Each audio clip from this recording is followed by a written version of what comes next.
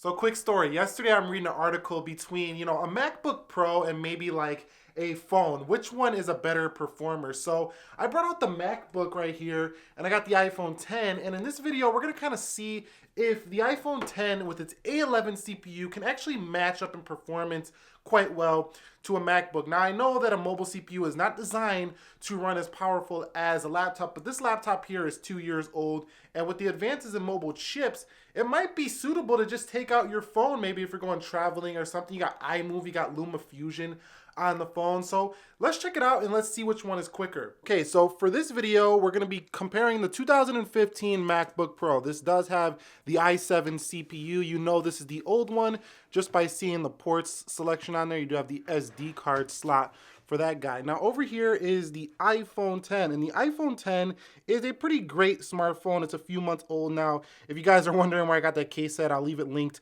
down below. But we're gonna begin by doing a Bootup test, and then we're also gonna do a Geekbench test. We're gonna compare some applications. We'll do a browser test, and that should be about it between these two. Maybe we'll do a speedtest.net to see which one can pull in some faster Wi-Fi speeds. I think we're gonna be a little bit surprised here. Let's go. Oh, here we are. The first test I'm gonna begin with is the Bootup test. So you can see both of them are off. Let's begin this test in 3, 2, and 1. And you should see them booting up at the same time.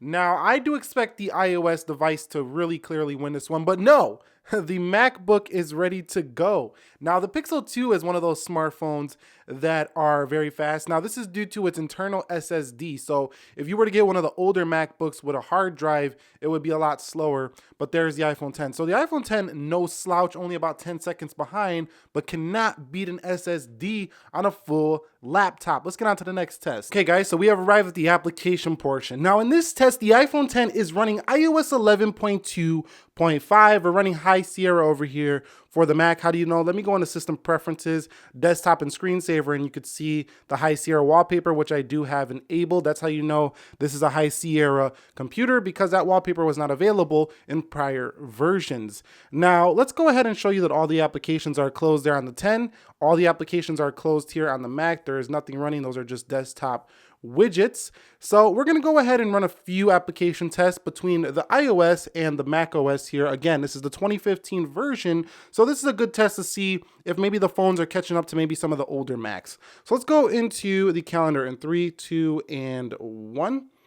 And you could see that was faster for the iPhone 10. Now, again, it's an iOS version, but one thing I want to mention about iOS and the Mac OS is I find that iOS is a little bit smoother when it comes to scrolling through your app pages, especially in the app pages. So you can see definitely smoother there for iOS than here on the Mac. Now, the Mac is no chump. It's pretty smooth as well.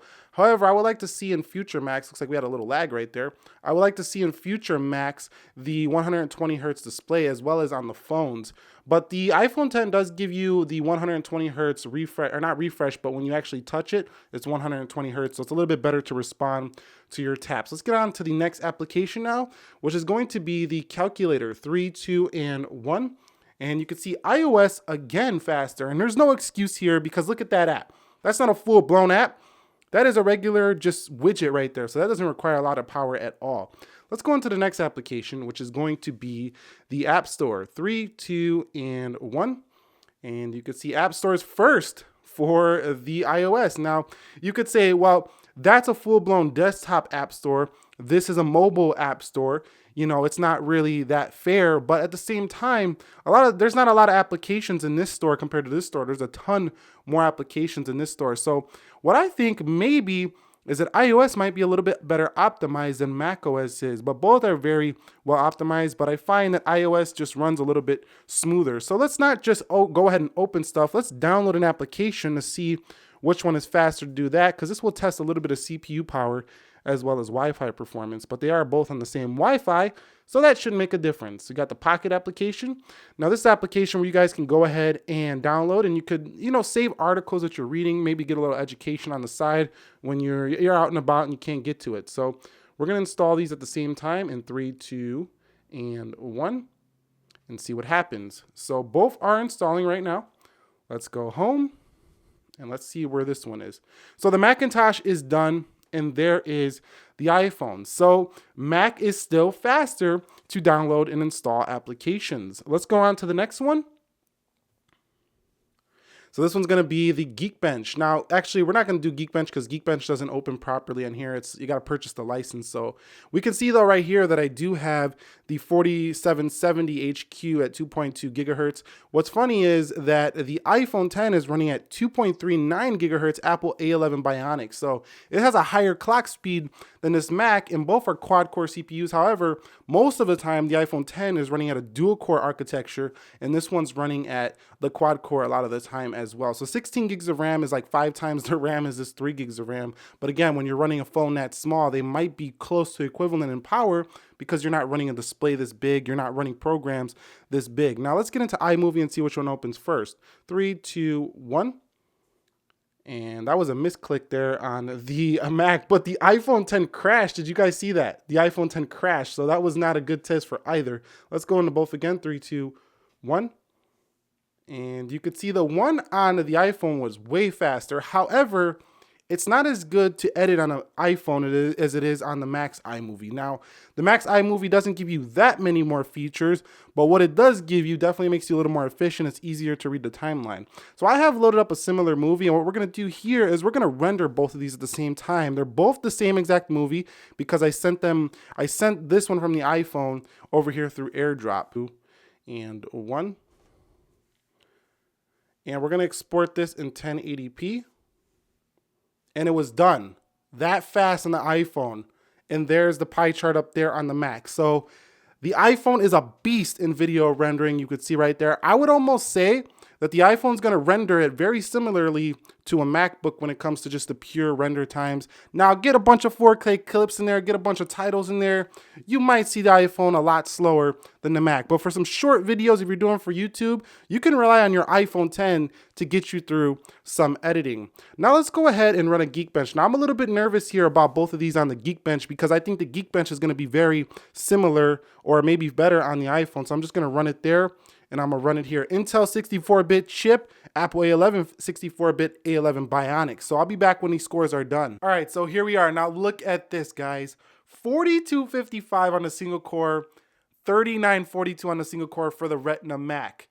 Wow. So the iPhone 10 has a higher score than my quad-core $1,200 Mac. Now, of course, this is 2000 brand new. This is 1200 brand new 256 gig. Both of these got the same storage capacity. This is surprisingly fast for an iPhone, even faster than an i7 quad-core. So at the time, this was fully loaded. So the iPhone is on track to surpass performance of a MacBook by next year. Now, if you have an older Mac, the iPhone 10 is already faster. Multi-core 13841, still faster on the hyper-threading and all that 4-core stuff. 10,346, but look how close this is getting. I think by this year coming up in 2018, when the Plus comes out, if they do come out with the A12 CPU later this year, it's going to be faster than a Mac. Or even if it's not this year, next year, it's going to be quicker. But then again, we're using a mid-2015 Mac. We're not using a 2017 Mac.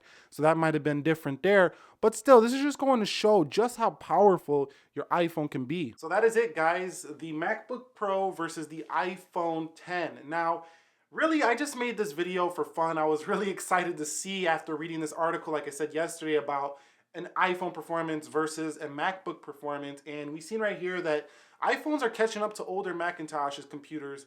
And in the future, they might actually just match up or surpass them. And really, what you can get from this video is if you were ever like thinking like, oh, I need a laptop to get started on my YouTube channel, or I need a laptop to get started shooting videos and then rendering them and editing them, that's not the case anymore. You can literally get everything started with your phone, buy a little lavalier microphone that attaches to the lightning port, and you're good to go. You can really just get started, and that's really what I'm trying to get at this one, as well as just, you know, for a fun style of video. So if you like this fun style of video, you want to see some more odd comparisons like this, drop that down below. I actually got to go out and get out of here and do another shoot for today, and I'll catch you all in the next episode. Like I say, I'm still waiting on the FedEx man with the OnePlus 5T, and catch you all in the next one. Nick here, helping you to master your technology. Subscribe if you haven't already, and peace.